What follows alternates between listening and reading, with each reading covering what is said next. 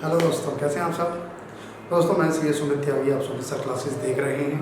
और आज अपने इस वीडियो लेक्चर में मैं आपके साथ जर्नल एंट्री को कंटिन्यू करूंगा। जर्नल एंट्री हम लोगों ने स्टार्ट किया हुआ था, अभी तक हमने बेसिक जर्नल एंट्रीज की थी आप लोगों के साथ। आज मैं आप लोगों के साथ डिस्कस करूँगा कुछ एडवांस लेवल की जर्नल एंट्री, जिसको स्टूडेंट कहता है सर थोड़ी सी डिफ़िकल्ट है ये जर्नल एंट्री। बिल्कुल डिफ़िकल्ट है।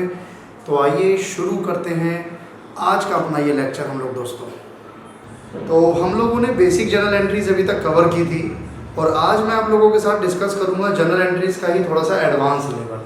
हम लोग जर्नल एंट्री को ही आगे बढ़ा रहे हैं। जर्नल एंट्री एक बड़ा टॉपिक है, इंपॉर्टेंट टॉपिक है। अब जर्नल एंट्री को आगे बढ़ाने से पहले मैं आपके साथ डिस्कस करना चाहता हूँ एक पॉइंट। हालांकि ये पॉइंट हम लोगों ने पहले भी कई बार डिस्कस किया हुआ है। Expense, income, outstanding and advance. तो आउटस्टैंडिंग अगर कोई हमारा एक्सपेंस है तो उसको हम लोग क्या कंसीडर करते थे अकाउंट्स में? लायबिलिटी। अगर हमारी इनकम आउटस्टैंडिंग है उसे हम लोग एज्यूम करते थे, वो होता था हमारा एसेट। अगर हमने एडवांस में कोई एक्सपेंस किया है तो वो एसेट हो जाता था।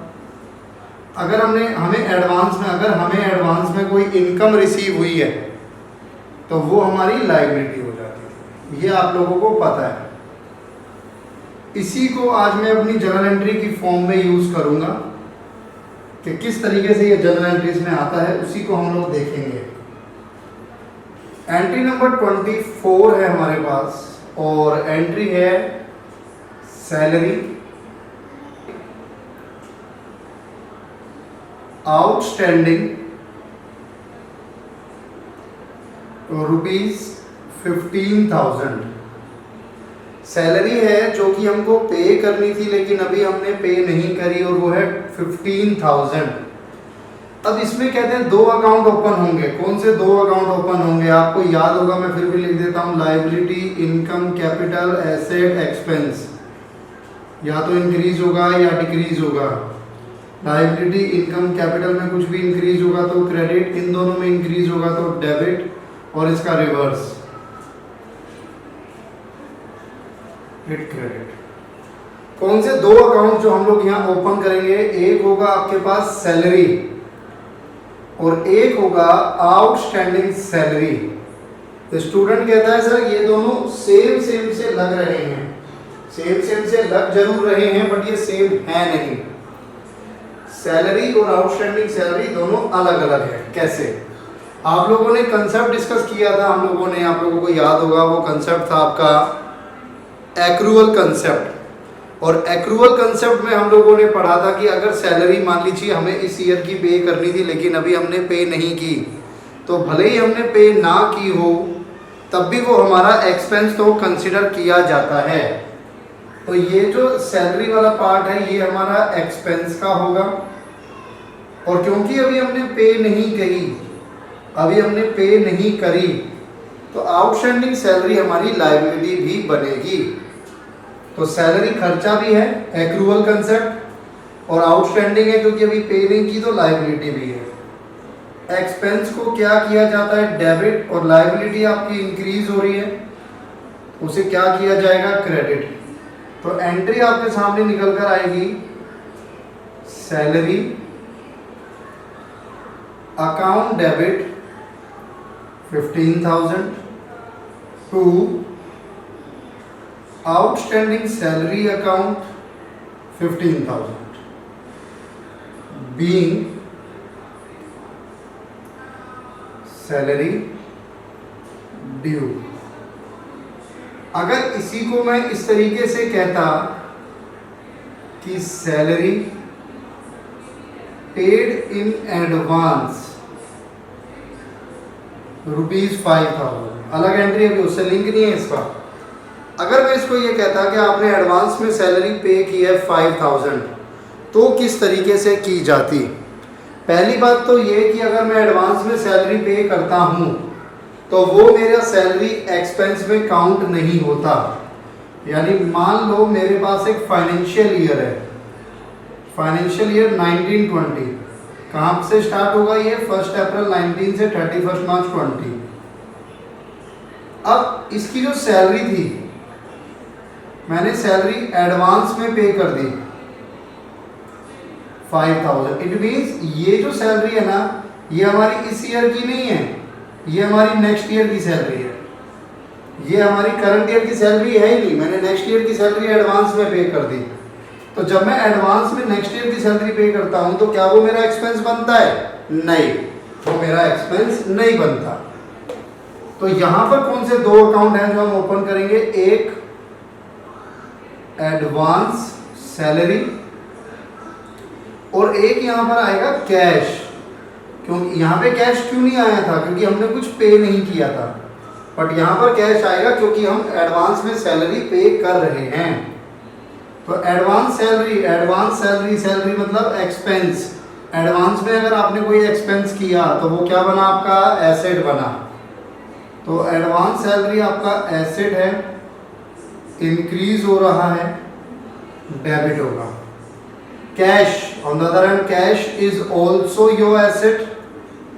कैश भी आपका एसेट ही है, और ये एसेट क्या हो रहा है? क्योंकि आप पे कर रहे हो, तो ये एसेट आपका डिक्रीज हो रहा है। और जब एसेट डिक्रीज होता है तो हम उसे क्या करते हैं? क्रेडिट करते हैं। तो कुल मिलाकर एक डेबिट हो गया और एक क्रेडिट हो गया। तो डेबिट वाले को पहले लिख देते हैं advance salary account debit to cash account. Advance salary account debit to cash account 5000 being salary paid in advance। तो अभी मैंने आपके साथ ना खर्चे वाले दोनों डिस्कस किए। अगर खर्चा पे करना बाकी है तो भी वो खर्चा बनेगा, और एक होता है जब आपने कोई खर्चा एडवांस में कर दिया तो अभी वो आपका खर्चा नहीं है, क्योंकि एडवांस में किया गया कोई भी पेमेंट आपका एक्सपेंस नहीं होता, क्योंकि वो उस ईयर से लिंक्ड नहीं होता। आगे बढ़ता हूँ, मैंने एक्सपेंस के आपको दोनों बताए। इनकम की बात करते हैं। तो 23, 24, 25, 26, एंट्री नंबर 26, और ये एंट्री हमारी रिलेट करेगी अब इस इनकम वाले पार्ट से। मैं कहता हूँ इंटरेस्ट एक्रूड ₹1000। ये जो वर्ड है ना एक्रूड, आपके एकेडमिक्स में एक्रूड को इस तरीके से यूज किया जाता है कि इनकम जब मिलनी बाकी होती है तो उसको एक्रूड बोल दिया जाता है। इनकम जब मिलनी बाकी होती है तो उसको एक्रूड बोल दिया जाता है। तो इट मीन्स इंटरेस्ट आपकी इनकम है, आपको मिलनी चाहिए थी बट अभी तक आपको रिसीव नहीं हुई है, तो आपकी इनकम आउटस्टैंडिंग है, तो वो क्या बनता है? एसेट। दो चीजें ध्यान रखना। पहला, अकाउंट जो ओपन होगा वो है एक्रूड इंटरेस्ट, जो कि आपका एसेट है, इंक्रीज हो रहा है, डेबिट होगा। दूसरा अकाउंट जो यहाँ पर आएगा वो है आपका इंटरेस्ट अकाउंट, और इंटरेस्ट क्या बन रही है? मेरी इनकम। आप ऐसा तो नहीं बोलोगे ना कि सर अभी रिसीव ही नहीं हुआ तो इनकम क्यों बना रहे हो? नहीं, मैंने आपको बताया था एक्रूवल कंसेप्ट कि रिसीव नहीं भी हो तब भी अगर वो उस पर्टिकुलर ईयर का है तो वो आपकी उस ईयर की इनकम कंसीडर की जाती है, भले ही वो ना मिला हो। तो इंटरेस्ट अकाउंट आपकी इनकम है, इनकम होती है तो हम उसे करते हैं क्रेडिट। तो आपके पास जो एंट्री बनी वो बनी accrued interest account debit to interest account 1000 being interest accrued। अगर इसी को हम इस तरीके से देखें कि रेंट रिसीव्ड इन एडवांस ₹1500, आपको रेंट रिसीव हुआ और वो रेंट ना आपको एडवांस में रिसीव हो गया, यानी वो आपके करंट ईयर का रेंट नहीं है, नेक्स्ट ईयर का रेंट आपको पहले ही मिल गया। तो जब भी मैं एडवांस की बात करता हूँ ना, चाहे वो एडवांस में कोई खर्चा पे किया हो, चाहे एडवांस में कोई इनकम मिली हो, कैश अकाउंट तो आएगा ही आएगा एडवांस के केस में। एक्रूड और आउटस्टैंडिंग के केस में नहीं आएगा, क्योंकि वहाँ पर उसका मतलब ही ये है कि अभी पे नहीं हुआ या अभी मिला नहीं है, उसका मतलब ही ये है। तो कैश, अब रेंट रिसीव हुआ है, भले ही एडवांस रिसीव हुआ है बट कैश तो रिसीव हुआ ना, तो कैश आपका एसेट, कैश आपका एसेट इंक्रीज हो रहा है, डेबिट किया जाएगा।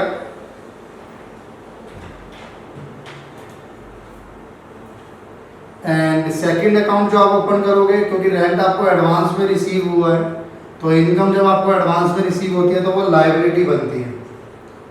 तो आप अकाउंट ओपन कर सकते हो एडवांस रेंट, लायबिलिटी है, इंक्रीज कर रही है, क्रेडिट। तो एंट्री आती है हमारे पास, डेबिट क्या हुआ, cash, cash account debit to advance rent 1500 being rent received in advance। तो 25, 24, 25, 26, 27 ये चार एंट्रियां आपकी इस टेबल के ऊपर थी। एक एंट्री और देखते हैं। एंट्री कुछ इस तरीके से है, paid ₹2000 as wages on installation of machine। Installation of machine क्या होता है? सबसे पहला सवाल तो ये, इंस्टॉलेशन ऑफ मशीन से मेरा मतलब होता है कि मैं कोई भी मशीन लेकर आया, कोई भी machine, let's say an example, मैं, अब गर्मी काफ़ी थी तो मैंने कहा यार घर में लॉकडाउन में रखे रखे क्या करें, बड़े बड़े बोर हो जाते हैं, काम करते हैं, गर्मी भी लगती है, एक एसी परचेज करके ले आता हूँ। तो मैं गया और मैं शोरूम से एक एसी परचेज करके लाया। एसी जो मैंने परचेज किया ना, वो एसी मुझे पड़ा 45,000 का, लेट्स से 45,000 का एसी मैंने परचेज किया। अब ऐसा तो नहीं है ना कि एसी लाऊंगा, उसको एज इट इज ला के रख दूंगा तो वो ठंडी हवाएं फेंकने लगेगा, नहीं, मुझे उसे वर्किंग कंडीशन में लाने के लिए इंस्टॉल कराना पड़ेगा। उसे कहा जाता है किसी चीज़ को इंस्टॉलेशन कराना, यानी वो उसकी प्रॉपर वर्किंग कंडीशन में लाना, उसे फिट कराना, जो फिटिंग उसकी होगी वो इंस्टॉलेशन कहलाएगी। तो उस इंस्टॉलेशन के लिए मुझे मैकेनिक बुलाना पड़ा। कंपनी वाले कह रहे थे टाइम लगेगा, मैंने कहा नहीं यार गर्मी लगती है, टाइम नहीं है मेरे पास। मैंने इंस्टॉलेशन कराया उसका। अब मैं आराम से बैठकर अपना एंजॉय कर रहा था, तभी शर्मा जी आते हैं मेरे घर पे। शर्मा जी पूछते हैं त्यागी जी ये एसी कितने का लाए हो आप, कितने का पड़ा आपको ये एसी? तो मेरा जवाब क्या होना चाहिए, 45 या 47? मेरा जवाब होगा कि शर्मा जी मुझे ये एसी 47,000 का पड़ा। मेरा कहने का तात्पर्य सिंपल है कि जो इंस्टॉलेशन में खर्चा किया जाएगा वो भी उस एसेट की, उस मशीन की कॉस्ट का पार्ट बन जाता है। सिंपल सी बात है। अगर मैंने कोई इंस्टॉलेशन कराया है तो अलग से इंस्टॉलेशन का अकाउंट ओपन नहीं होगा, वो इंस्टॉलेशन वाला पार्ट वो एसी की ही कॉस्ट में जुड़ जाएगा। हमेशा ध्यान रखना, हम इसको ऐसे भी बोल देते हैं, installation expenses should be capitalized। Capitalized का मतलब होता है added to cost of asset. जो एसेट की कॉस्ट थी उस एसेट को ही इंस्टॉल कराने में आपका खर्चा हुआ है, तो अलग से उस खर्चे को शो नहीं करना, अलग से उस खर्चे को शो नहीं करना, आप उसको उसी एसेट की कॉस्ट में ऐड कर दोगे। जैसे यहां पर समझो मैंने 2000 एज अ वेजिस पे किया, तो वेजिस हमारा एक खर्चा है। आपको लगेगा सर वेजिस अकाउंट ओपन करो, मैं बोलूंगा नहीं, वेजिस अकाउंट ओपन नहीं होगा, क्योंकि मैंने कोई अलग से एक्सपेंस नहीं किया। मैंने जो एक्सपेंस किया है वो एक मशीन के लिए किया है, तो उससे मेरी मशीन की कॉस्ट इंक्रीज हो रही है।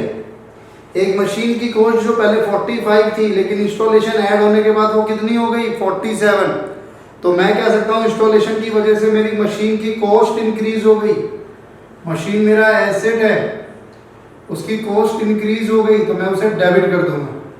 दूसरा, क्योंकि मैंने पे किया है तो मेरी जेब से पैसा गया है, एसेट डिक्रीज क्रेडिट। तो सिंपल एंट्री बनेगी machine account debit to cash account 2000 being installation expenses paid।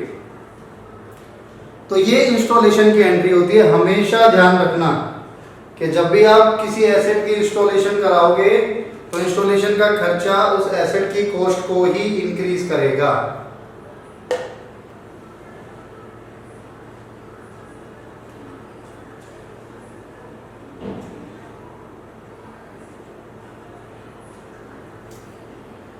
Entry देखना, entry number 29,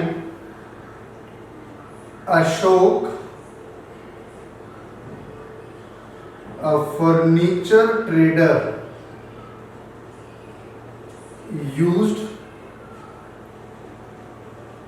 timber purchased by him for furnishing his office worth rupees 2000।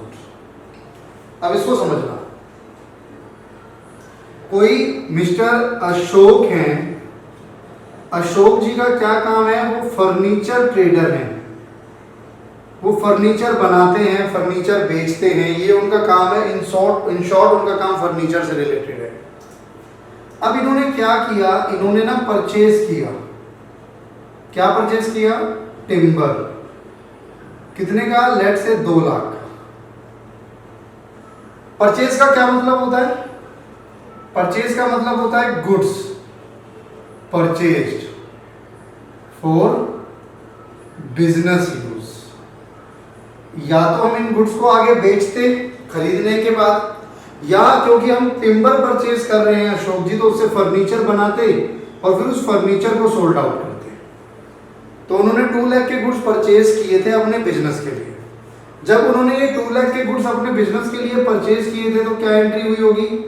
उनका परचेज इंक्रीज हुआ होगा 2 लाख से।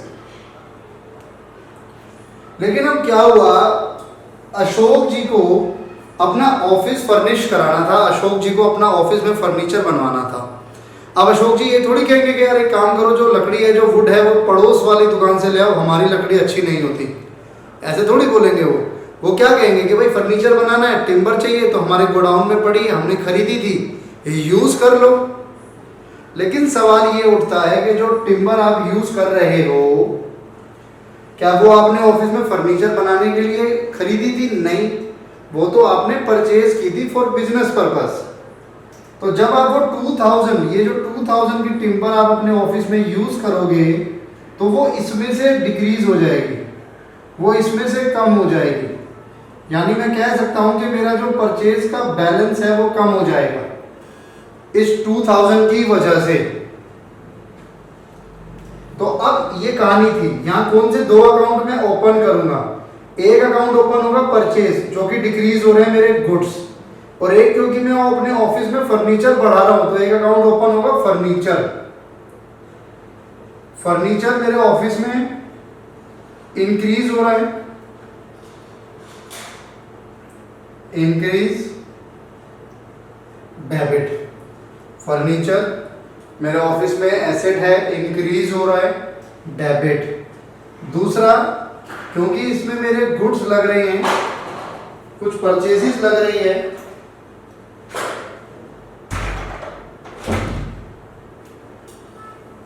तो वो मेरे परचेजेस जिसमें कि मेरे गुड्स थे वो भी मेरा एसेट ही था, वो डिक्रीज हो रहा है, उसे कर देंगे क्रेडिट।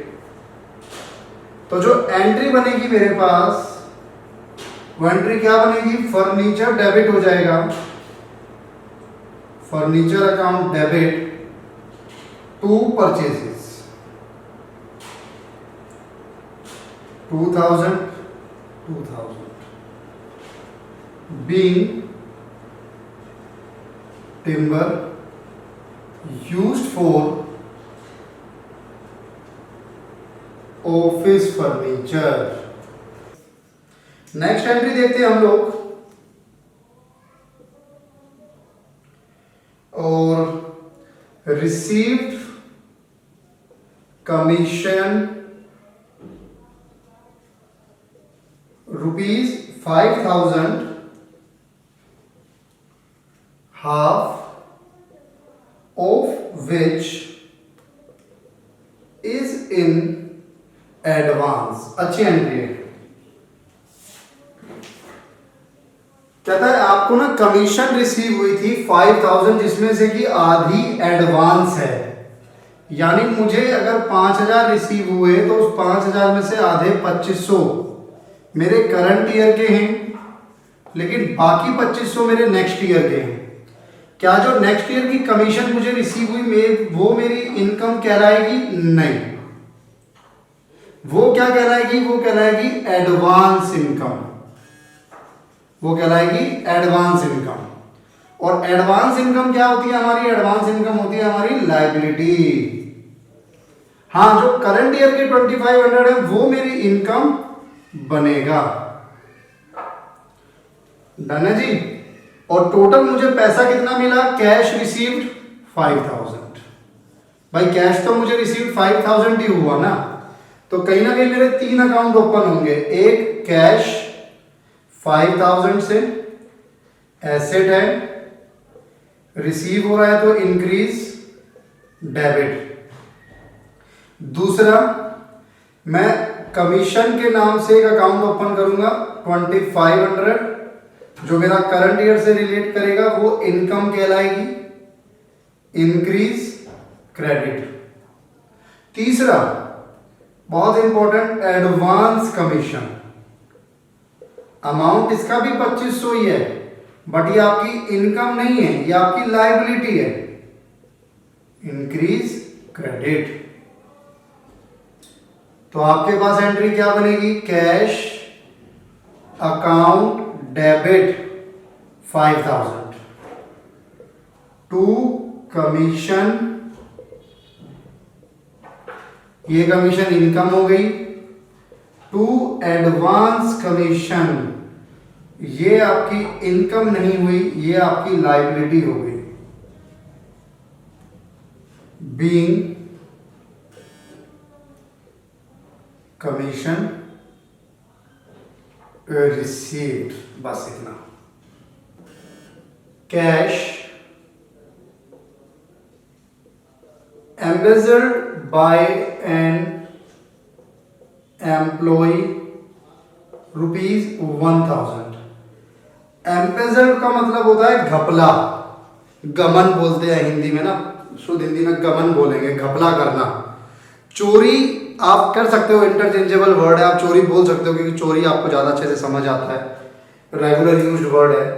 बट वैसे एम्बेसडर का मतलब हो गया गबन, घपला किया है किसी कर्मचारी ने 1,000 रुपए का, यानी किसी एम्प्लॉय ने 1,000 रुपए कंपनी के डुबा दिए, चुरा लिए, गबन कर लिया, घपला कर दिया, जो भी आप कहना चाहो। 2 अकाउंट ओपन होंगे। सबसे पहला तो कैश, कंपनी का एसेट डिक्रीज हो गया। कैश एसेट अगर डिक्रीज हो जाएगा, कैश एसेट अगर डिक्रीज हो जाएगा, कैश एसेट अगर डिक्रीज हो जाएगा तो हम उसको करेंगे क्रेडिट। और दूसरा एक आएगा लॉस बाय, एम्बेजलमेंट। अब मान लो ये चोरी नहीं, यहाँ होता कैश थेफ्ट, तो आ जाता लॉस बाय थेफ्ट। यहाँ होता cash fire, loss by fire. तो जो भी होता नुकसान होता तो वो लॉस बाय उसका नाम आ जाता।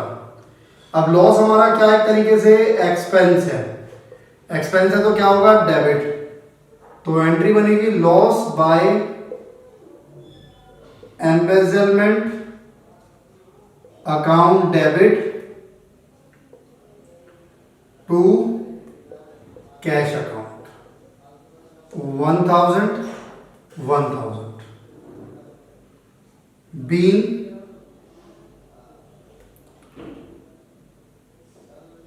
cash embezzled by employee। तो ये सिंपल सी एंट्री थी कि आपके किसी एम्प्लॉय ने घपला किया है तो नुकसान हुआ है, लॉस हुआ है डेबिट, और कैश आपके अकाउंट से कम हो गया तो वो क्रेडिट। तो दोस्तों आज के लिए इतना ही, मिलेंगे अपने वीडियो लेक्चर में नेक्स्ट में। जब तक इनको रिवाइज कीजिएगा, चैनल को सब्सक्राइब कीजिए, वीडियो को लाइक कीजिए, कोई भी डाउट हो कमेंट कीजिए, सॉल्व करने का भरसक प्रयास किया जाएगा दोस्तों। Thank you.